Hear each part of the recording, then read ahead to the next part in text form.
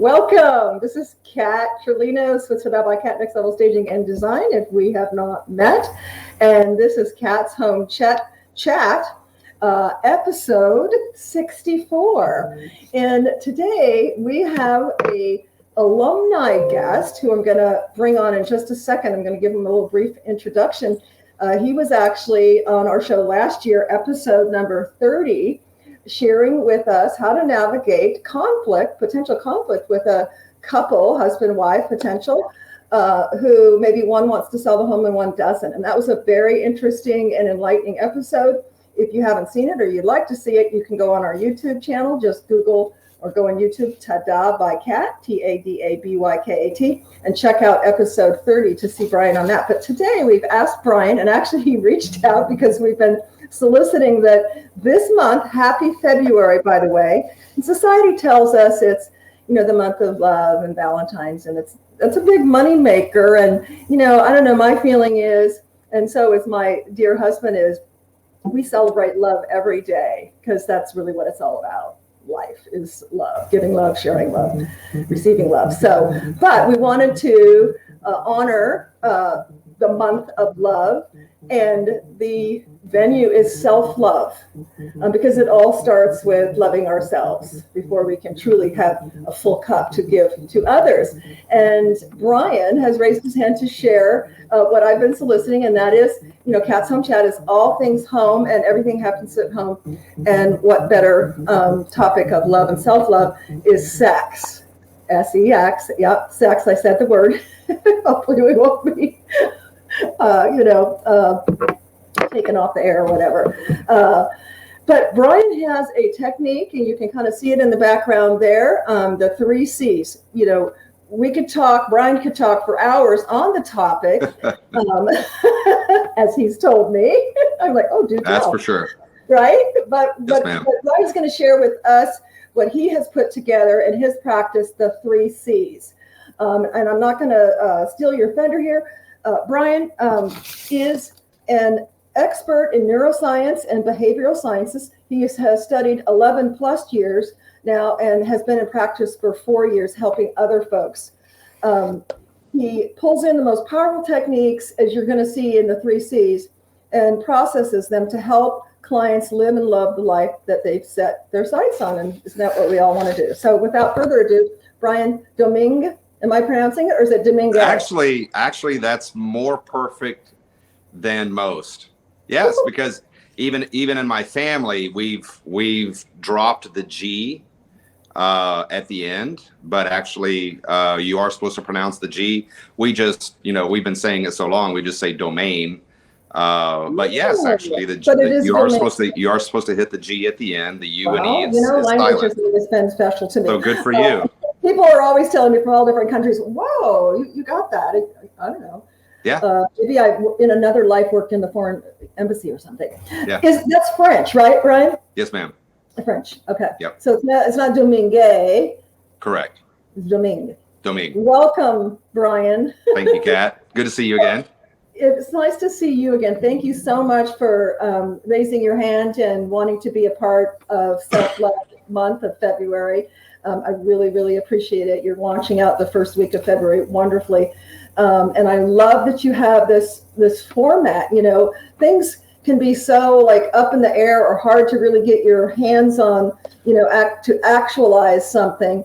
But, we all, no matter what kind of relationship we're in, we want to have a better, a good, a quality, a loving sex life. We're all sexual beings. And sometimes we just don't know how to navigate through that. So, Brian, you and I were talking a little bit before the show on, because I'm always curious, the first one, curiosity. I'm always curious how folks got into the line of business that they're in. So tell us a little bit about what inspired you to want to be, I'm going to call you a life coach, you're a coach. What inspired you? Well, actually, when I was 35, I had a panic attack. Wow, that's scary. Yeah, and I had no idea what it was. I went to the emergency room like a lot of people do, first-time panic attack sufferers, anxiety sufferers. And long story short is that I really started digging deep into what creates those. And, for me, it was an existential crisis. And so I really searched out the meaning of life and God and so forth. And quite literally was cured in about a 30-second episode at home. Wow. Totally unexpected. I was a sufferer for 7 years, to the point that I was in bed. Well, most days I could only make it till about noon, and the rest of the day I was in bed. So you had you suffered from panic attacks for over 7 years? For almost 7 years. Wow. Yes. And then I really started searching for meaning, and again, quite literally, something happened, that I tell in my inner circles that cured me, absolutely cured me of panic attacks. And again, so the worst that they got was in one of those times I was laying in bed suffering from one of my extended panic attacks. It was so bad. My nerves were so on edge that I accidentally ran my fingertips along the sheet, and it felt like electrified fire running through my entire body. And I had no idea what, and I finally went on meds. I went on Lexapro, 40 milligrams a day. And anyway, like I said, but I searched for the deepest and most existential meaning. It wasn't just physiology. It was spiritual. It was relational. Absolutely. Because it all starts in here. Right. So, so one day, we're going to segue that in. I'm sorry, I didn't mean to interrupt you. Go ahead. It's okay. So one day at home, just something hit me, and in an instant I was cured. And I know it's unbelievable. It's unbelievable when I say it, but I was cured. So then I was separated, getting a divorce 7 years ago, and started digging even deeper. It's like, why didn't I see this coming? Sure. Like, what's going on? And so, just really took a deep, hard look and completely dropped everything I knew and rebuilt. Awesome. based on what suited me best. I let go of my past, and I started rebuilding based on what every psychologist and philosopher and the things that you can the things that I gather things based on a preponderance of the evidence, because there's a lot of fake psychology out there. And it's like, okay, well, if I've got this and I'll put this aside, I'm going to keep studying, I'm going to keep adjusting. And if I come across it again and I come across it again and I come across it again, okay, then that's true. Then I'm going to incorporate that into my life. And then I'm going to teach other people how to incorporate that in their lives. Right. So it's been quite an adjustment. It has completely changed my life. It's completely changed my relationships with my kids. And when we get healthier, that is the side effect.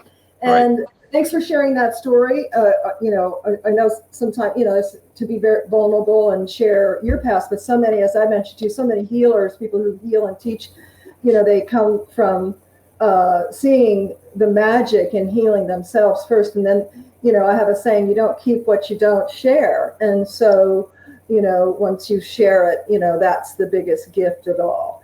Yeah. And, everything, and this is going to segue right into this topic, because really everything does, in my opinion. It starts with our thoughts. Our thoughts create our beliefs create our actions, and our actions create our life. So change your thoughts and you will change your life. So today's episode, we're going to share with you on how you can first start with changing your thoughts and implement that down the continuum of your beliefs and your actions. So tell us, Brian, a little bit about the 3 C's that you have up on your screen here and how that relates to our topic today. First of all, so bigger picture, when when, like, let's say anybody who's viewing this, or anybody who finds themselves lost or depressed, and with no direction, let's say, one of the fundamental ways of being a personality type. This is deeper than your emotions. This is deeper than what has happened to you. This is deeper than how you feel about yourself and how you feel about people and how you feel about the world. So this is actually incorporated. These are qualities that are incorporated into your personality type. You're born with one or all three of these: curiosity, creativity, and conscientiousness. Now, and conscientiousness is one of the big 5 personality traits. And so and one of the things too is that across almost every study that I've ever read or heard, these are the 3 traits of successful people. These are the 3 characteristics of almost every successful person. They're curious, they're creative, and they're conscientious. And conscientious is both a measure of output, so your productivity, as well as your attention to detail. In the big 5, it's mostly a measure of output, but conscientious, like, well, how much do you know, right? And how well can you describe, and how well has it been explained to you? So that's a level of detail that we all need to understand, even in your own business, right?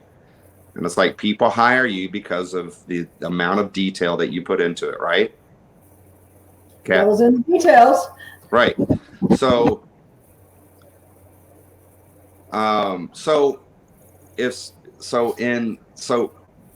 no matter how somebody feels, if they can ask themselves, can I be curious? Can I be creative? And how much can I pay attention to details? Then that is almost necessarily going to help them create a strategy to pull themselves out of whatever hell that they're in.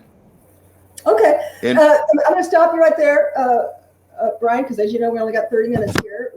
But so let's for a practical application, let's help our viewers have some practical application, basically. So let's start with the curiosity and as how it relates to having a better sexual relationship. What would that look like from the curiosity standpoint? And you can do a role play. I can play role play with you. You can say, we'll give you an example. Instead of this, do this. Mm-hmm. Instead of that, do that. Almost in every way, what a relationship is learning each other. Okay. So you want to be curious about each other. You want to be curious about their intimate needs, right? And so it's like, hey, what do you? It's like, well, what do you think you like? It's like, well, let's try it. And it's like, well, honey, sweetheart, what do you think you would like? And I like this. And it's like, so I mean, you create. So you move right into creativity. And honestly, what happens is how well can you articulate what your sexual needs are? Well, that's the difficult part, I would think, for most people. Say, oh, well, I can't say that, or I can't do that. Right. And they just, if you've all read that, women are from Venus, men are from Mars, or maybe I have it backwards. But, we are different animals. We are different mammals. And so many people just, assume, well, he should just know what I like. Well, she should just know what I like or don't like. And, if you've read the 4 agreements, that's one of the agreements. You don't want to ever assume, right. Because that really gets us in trouble, and it doesn't get anybody getting their needs. So, I like how you kind of framed it, Brian. It's such, like, it doesn't have to be scary, or sexually graphic. It can be, hey, if you could wave a magic wand, what would your perfect sexual experience be like? I'm curious. Use the word curious. I'm curious. Right. And I'm going to get into later, the three F's, but I call it the three F's, but one of them is fun. Have fun. It doesn't have to be serious, daunting, and let's bring out a manual and, have awkward conversations. It can be, like you said, Brian, hey, what do you like? What do you don't like? What do you, how would you see a perfect romantic sexual evening? What would that look like for you? Yeah. Right? Right. And I think, it's unfortunate. And I came from this background. It's like, oh, we sex is a taboo subject.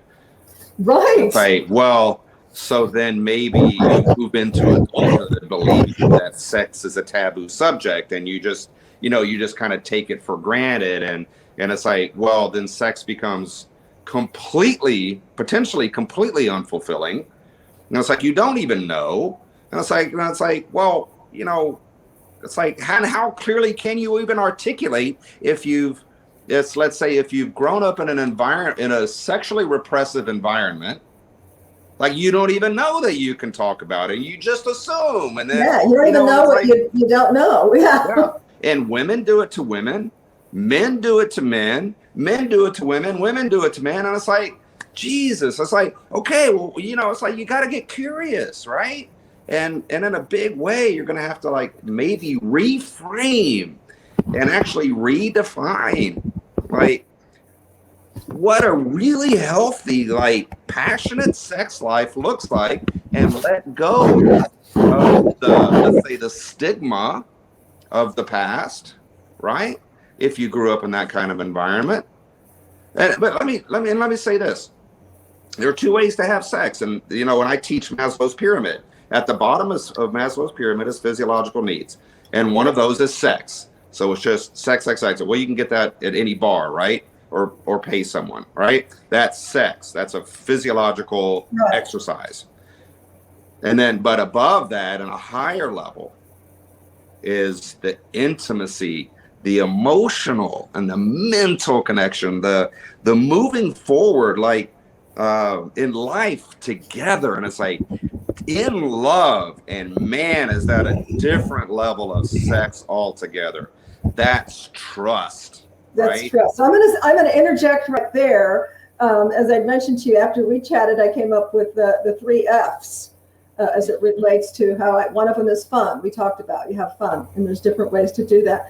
But the second one is for my F is, and it's not what you think, is foreplay. And you touched really right on it.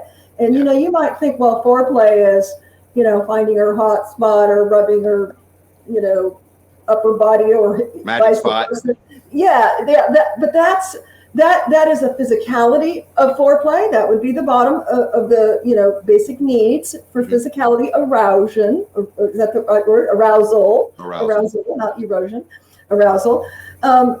But in actuality, foreplay can be as simple as, calling your significant other on the phone and having a little sweet talk on the phone, leaving a note on the mirror, putting something in their lunch, grabbing them or giving them a passionate kiss, not just a peck on the cheek before they leave or when they come home.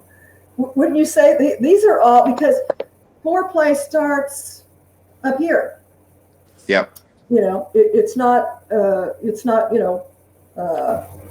soft porn or hard porn. It starts up there, the arousal, before the act actually happens. So that's my second F.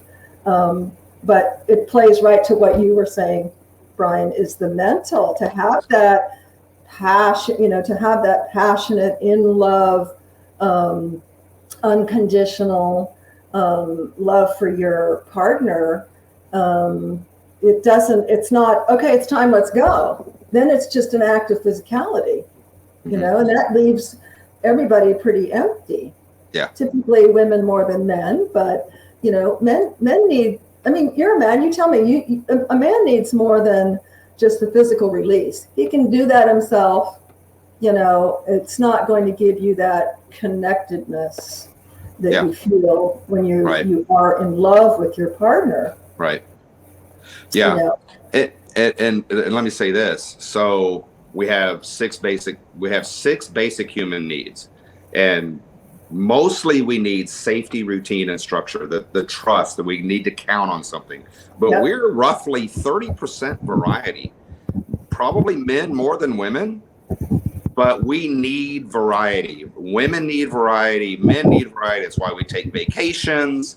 It's why we, buy a new car, let's say, or go shopping at the mall, or, or start binge a new show, let's say. Okay, we need variety. Sometimes we watch a horror movie. Sometimes we watch a rom-com, right? So the thing is, okay, put that in your sex life. And I was coaching somebody last year, late last year. It's like, okay, how can you spice it up in your bedroom? And it's like, what does she like? And it's like, well, she watches a certain show, and I can tell that she gets aroused when. It's like, okay, so it's like, go buy the costume that's related to her archetypal hero on the show that arouses her. When she gets home, be in that, be her hero, be the variety, be the one who spices it up, right? So do that. And it's like, put it on. It's like, give her the variety. And like, then you're teaching. It's like, he's teaching her variety. Brian, I'm going to play devil's advocate, because that may not be in everybody's bailiwick of. It may not be. Yeah. So if that's not particular, maybe just do the mask, or just you have to, in two consensual adults, one adult may like something that's completely anti what the other one. That's where it goes back to the, curiosity and communication. I think those go hand in hand as a sub C, is curiosity and, hey, what do you like? Hey, what in your perfect, yada, yada. And then you find out the information, well, I would never, that makes me feel very uncomfortable, or I could be open to trying that, because, it has to feel comfortable for both. So, yeah, but good idea. And it comes back to what you're saying again, is curiosity and creativity, which brings in that, as you mentioned, needing variety, so variety comes in many flavors, Sure. There's thousands of ways you could bring variety into the bedroom. Maybe you bring in fruit, Right. Maybe you bring in a costume. Maybe you make love with the lights on instead of the lights off. Right. Yeah. Right? Well, the point is how conscientious can you be in providing that 30%, that variety, right? That you're looking for. And, and again, it's like, your partner has to be aware enough, and has to be able to be articulate enough to say, this is what I want, this is what I like. And it's like, well, and even if you can't be articulate on either side, male or female, or, partner, it's like, well, let's explore it, right? Like, be creative and see how it works. See, is it uncomfortable, or is it comfortable, right? Have you had couples, Brian, like that like neither one of them, both of them? I mean, usually there's a yin and a yang, typically, where one's more assertive or articulate than the other. But Sure. Have you had it where the challenge has been where they're both kind of introvert and maybe lacking in the articulation side? And then what do you do then? Sure. Well, so then we get into maybe things that are uncomfortable and awkward for them at first. Get them to stretch them, right? Make open it up, feel comfortable. open up, and is it mental? Is it emotional? Is it physical? Do you have a self-image issue? Do you have a sex issue? Do you have a problem in the past? Is it the past? Is it him or her? Is it present? Because, people typically don't even know what's happened in the past, and then they're projecting it out in their present. Yeah. And it's like, look, and so teach them to express themselves, right? Open up. Let's talk about it. And and including for me, it was incredibly awkward. incredibly. But you know what? And you know what people are craving? They're craving the damn truth these days, and not just about sex. It's like, God, if there was something just reliable that I could count on. People are so lost and angry and upset and anxious and depressed because they're not getting the truth. And it's like, man, it's like, even sometimes when it hurts, and I hurt people's feelings all the time in my coaching. And it's like, even if it hurts, at least it's the damn truth, because you can be moving on a truthful, true trajectory in your life. And if it's a man and a woman, or man and man, or woman and woman, and they want to work on their sex life, then it's like, let's get you to describe and explain as articulately as possible. But it does take two. You can't have one partner that doesn't want to work on it. That's like anything, in a relationship. It takes two wanting to make it happen. That's correct. So what you're describing too, as a coach, your job is to, when it's a couple that I described, where they're both, kind of introverted and not, they're both a yin yang or yang yang, is to help provide a platform where there's a level of trust, because usually that's typically where there becomes a shutdown, is there's a lack of trust. So, in peeling off the layers one by one, trust happens over time.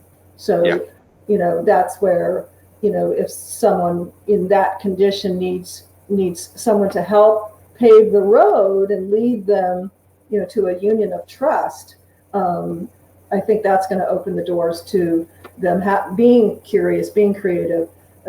Basically, you use the word conscientiousness. I call it consciousness. We all need to raise our level of consciousness, being aware of everything, being aware, most importantly, not of what's happening out here. Yes, you have to keep informed, but being aware of your true self, not losing our true self. We've all been told so many lies about who we should be and what we are and what we should do and what kind of hamster wheel we should be on, and that's not us.